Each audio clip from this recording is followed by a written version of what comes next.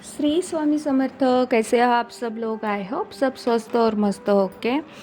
तो यहाँ पे मेरी पूजा संपन्न हो चुकी है, आप देख सकते हो। और आज है मंगलवार। मंगलवार के दिन मैंने हर बार एक ही बात करती हूँ, बार बार एक ही बात करती हूँ कि आप अपनी कुल देवी की सेवा करिए। ठीक है, मंगलवार या शुक्रवार के दिन हमारी कुल देवी का वार होता है, उस दिन आप सेवा करिए। बहुत से लोग आज मंगल कलश की स्थापना करने वाले हैं, बहुत सारे लोग हैं जो करते हैं। मैं शुक्रवार के दिन करती हूँ, पर मंगलवार के दिन भी अगर आपके कुल देवी का वार मंगलवार होगा तो आज के दिन स्थापना करनी चाहिए। तो आज मैं आपको एक बात बताना चाहती हूँ।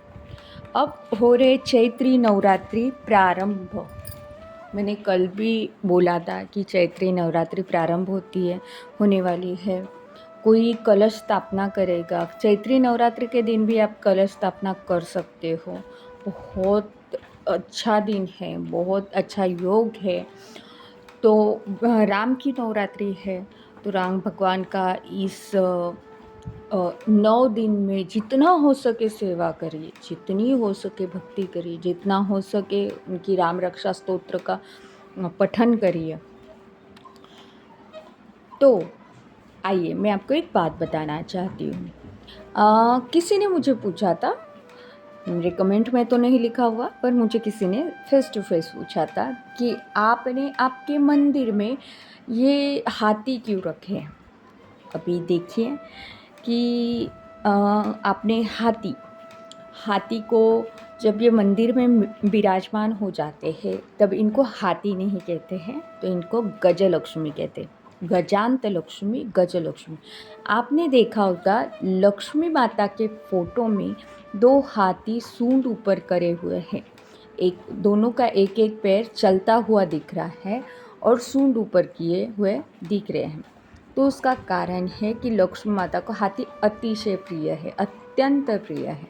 और वो जब सूंड ऊपर करते हैं ना, तो वो आपको भर भर के आशीर्वाद देते हैं। तो हाथी रखना तो बहुत ज़्यादा शुभकारी होता है घर में। आपने देखा होगा किसी मंदिर में नहीं, हर एक मंदिर के बाहर हाथी दिखता है और दिखता ही है। हर एक मंदिर के बाहर हाथी होता ही है। आप देखना एंट्रेंस में 2 हाथी दिखाई दिए होंगे या शेर दिए होंगे, पर हाथी होते ही है मंदिर के बाहर। और अभी आप देख रहे हो किसी के घर के एंट्रेंस में 2 हाथी लगाए हुए होते हैं उन्होंने, या किसी बड़े बड़े होटलों में लोग 2 हाथी ऐसे एंट्रेंस में उनको डेकोरेशन के हिसाब से लगाते।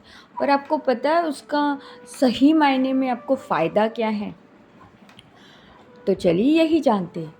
मैंने ये 2 हाथी पीतल के लिए हुए हैं और इनका मैंने रीति रिवाज के साथ, धर्म के साथ इनको मैंने प्राण प्रतिष्ठा कराई है। जैसे हम भगवान की कराते हैं वैसे इनका अभिषेक कराया है। खुद अभिषेक किया हुआ है, फिर इनको प्राण प्रतिष्ठा की हुई है। ओके, अभी आइए जानते हाथी के बारे में। घर में हाथी होने ही चाहिए।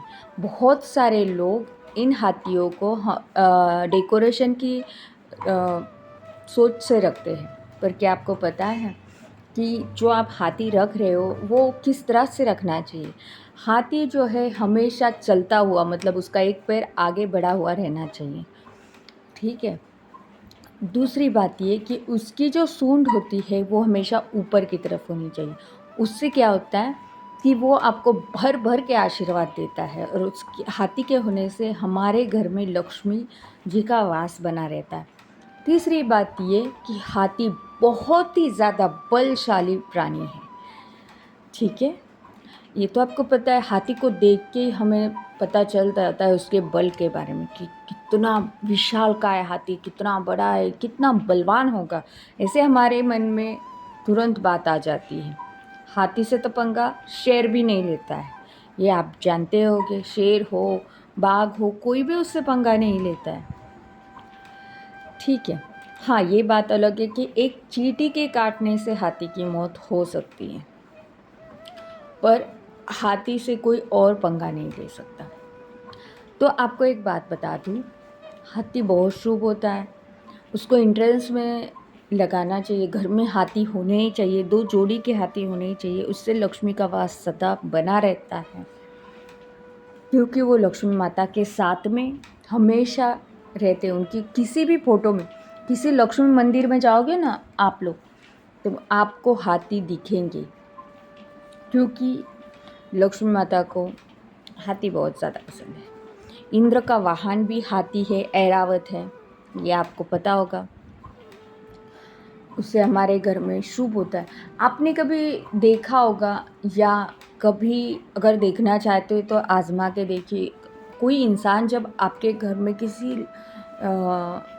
बात से या किसी चीज़ की वजह से आता है, या क्रोध में आता है, गुस्से में आता है, और आपके घर में एंट्रेंस में जो डेकोरेशन के हिसाब से आपने हाथी रखे हुए, और अगर उसकी नज़र उस हाथी पे गिरती है ना, मतलब जाती है ना, तो उसका क्रोध वहीं पे शांत हो जाता है।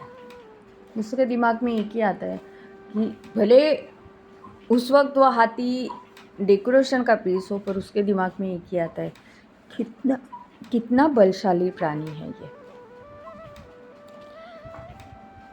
तो इसकी वजह से भी घर में सुख शांति बनी रहती है। हाथी जितना शांत है उतना ही बलशाली है। हाथी कभी बिना वजह किसी को तकलीफ नहीं देता है, शांत प्राणी है वो। और उसको जब मैं भगवान के मंदिर में इसलिए रखती हूँ क्योंकि मैं उसको लक्ष्मी का वास मानती हूँ, उसमें लक्ष्मी का वास मानती इसलिए। घर में हाथी 2 होने ही चाहिए। आप फिर डेकोरेशन में रखिए, पीतल का हाथी होगा तो आप मंदिर में रखिए, जैसे जिसकी सोच होती है उस तरह से। पर मेरी सोच तो मैं उनको गजांत लक्ष्मी कहती हूँ, इसलिए मैं अपने पूजा घर में रखती हूँ। आप देख सकते हो मेरे यहाँ पे 2 कॉर्नर पे छोटे छोटे बहुत ही क्यूट से हाथी दिख रहे होंगे आपको, तो मैंने उनको रखा हुआ है ताकि मेरे घर में लक्ष्मी माता का वास बना रहे।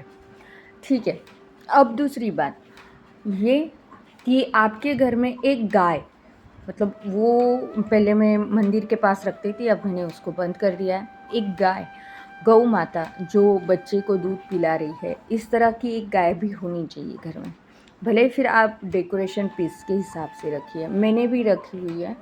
मैं आपको 2-3 दिन के बाद बताऊंगी कि वो मैंने कहाँ पे रखी हुई है, अभी फ़िलहाल नहीं दिखा सकती उसको। तो एक गाय रखनी चाहिए एंट्रेंस में, जहाँ पे आपका एंट्रेंस है वहाँ पे एक क्यूट सी गाय रखनी चाहिए, मतलब जो बच्चे को दूध पिला रही है ना वो। गौ माता में 33 कोटि देवी देवताओं का वास है, और गाय का बच्चा अगर दूध पी रहा होता है तो वो घर हमेशा भरा पूरा और बाल बच्चों से संपन्न होता है। मेरी दादी हमेशा कहती थी कि जिसके घर में बाल बच्चे हो ना, तो वो गोकुल के समान माना जाता है, वो घर गोकुल के समान माना जाता है।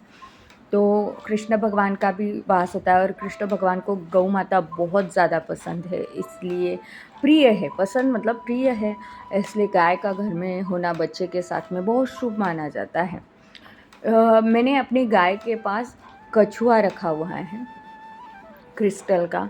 तो कछुआ रखना भी बहुत अच्छी बात है। कछुआ समुद्र में से आया है, और समुद्र में तो माता लक्ष्मी है। और आपको बता दूं कि विष्णु भगवान का अवतार है कछुआ। जब समुद्र मंथन हो रहा था ना, तब जो पत्थर का उन्होंने बनाया था जब उसका मंथन के लिए, तो विष्णु भगवान के पीठ के ऊपर वो पत्थर रखा हुआ था। ठीक है, उसकी कथा में कब कब मतलब बाद में सुनाऊंगी। तो विष्णु भगवान का रूप है वो कछुआ।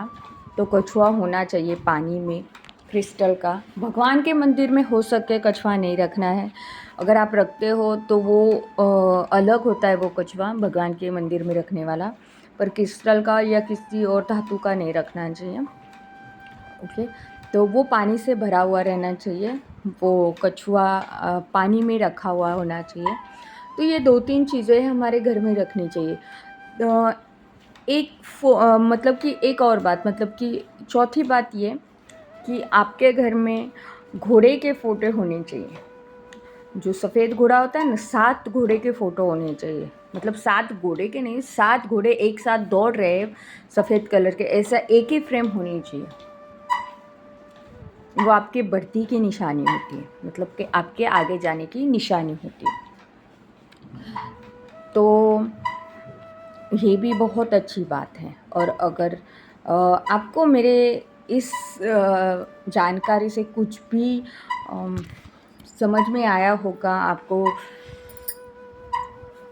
कुछ थोड़ा बहुत ज्ञान मिला होगा, तो उसके लिए आप मेरा चैनल लाइक करिए, शेयर करिए, सब्सक्राइब करिए और बेल आइकॉन बटन दबाना ना भूलिए। तब तक के लिए स्वस्थ रहिए, मस्त रहिए और अपनी कुलदेवी के सेवा में रमणीय रहिए। श्री स्वामी समर्थ।